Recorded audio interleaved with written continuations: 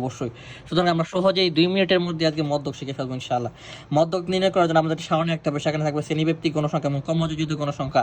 শ্রেণীব্যাপ্তি লিখবো, গণসংখ্যা দেওয়া থাকবে লিখবে, এই দুইটা তুলে শ্রেণীব্যাপ্তিক গণসংখ্যা দেওয়া থাকবে, আমরা সেখান থেকে তুলে ফেলবো। দেন আমরা ক্রমযোজিত গণসংখ্যাটা বের করবো। এটা জাস্ট যোগ করে গণসংখ্যা যোগ করে ক্রমযোজিত গণসংখ্যা বের করবো। 6 সাথে 10 যোগ করলে 16, 16 12 28, 28 10 38, 38 7 45, 45 5 50 শেষ। এটা হচ্ছে ক্রমযোজিত গণসংখ্যা। গণসংখ্যা যোগ করে আমরা ক্রমযোজিত গণসংখ্যা এতে বের করবো। বের করার পর n সমান 50 আমরা তুলবো যে n, এখানে n সমান হচ্ছে 50। যেই n সমান যেটা 50 বের হবে বা যে কোনো n বের হবে সেটাকে আমরা n/2 করব। n/2 করলে 50কে 2 দ্বারা ভাগ করলে বের হয় 25। এত পর্যন্ত আমাদের কাজ শেষ। প্রথমে আমরা শ্রেণীব্যাপ্তিক গণসংখ্যা তুলবো, তারপর ক্রমযোজিত গণসংখ্যা যোগ করে বের করবো।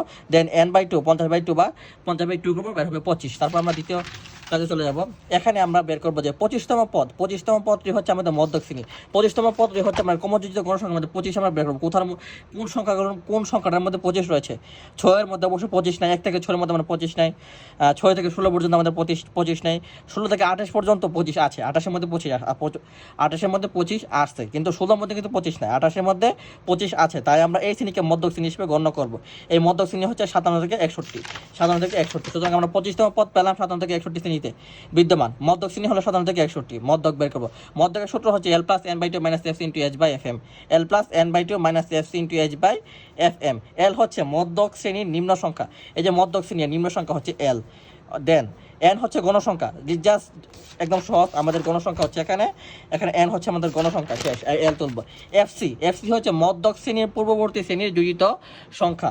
মধ্যক শ্রেণীর পূর্ববর্তী শ্রেণীর যোজিত সংখ্যা। আমরা যাব এখানে দেখি, মধ্যক শ্রেণী হচ্ছে আমাদের এটা। মধ্যক শ্রেণীর পূর্ববর্তী শ্রেণীর যোজিত সংখ্যা, মধ্যক শ্রেণীর পূর্ববর্তী যে সংখ্যা হয় যোজিত সংখ্যা হলো fc। আমরা পেয়ে গেলাম মধ্যক শ্রেণীর, এই যে মধ্যক শ্রেণীর পূর্ববর্তী শ্রেণীর যোজিত সংখ্যা হচ্ছে fc। দেন আমরা আবার চলে যাবো পরের পৃষ্ঠায়। এখানে হচ্ছে যোজিত সংখ্যা h হচ্ছে শ্রেণীব্যাপ্তি। আমরা জানি শ্রেণীব্যাপ্তি সবসময় 57 থেকে 61। শ্রেণীব্যাপ্তি হচ্ছে 5, 57 58 59 60 61 5 শেষ। h হচ্ছে শ্রেণীব্যাপ্তি। fm হচ্ছে মধ্যক শ্রেণীর গণসংখ্যা। যে শ্রেণীতে 57 থেকে 61 রয়েছে সেই শ্রেণীর গণসংখ্যা হচ্ছে fm। 57 থেকে গণসংখ্যা হলো 12, এটা হচ্ছে fm। সুতরাং সেগুলো আমরা সকাল তুলে ফেলবো। l এর মান 57 50, fc হচ্ছে 16, এই যে 16। 28-এর মধ্যক শ্রেণীর পূর্ববর্তী শ্রেণীর যোজিত সংখ্যা হচ্ছে 16 fm, আর fm হচ্ছে 12, h হচ্ছে শ্রেণীবৃত্তি তুললাম।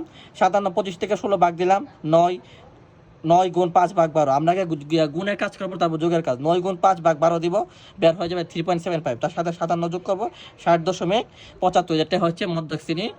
মধ্যক বের করে ফেললাম আমরা। এটি খুব সহজ পদ্ধতি, এবং আমরা জানি পরীক্ষার মধ্যে যারা পাস করতে একটু কষ্ট হচ্ছে তাদেরকে আমরা এটা সব দেখাতে চাইতেছি, কারণ আমাদের এখানে পরিসংখ্যান আমরা 2টা আনসার করতে পারবো। সুতরাং আমরা প্রায় 2 মিনিটের মধ্যে এটা শিখে ফেললাম।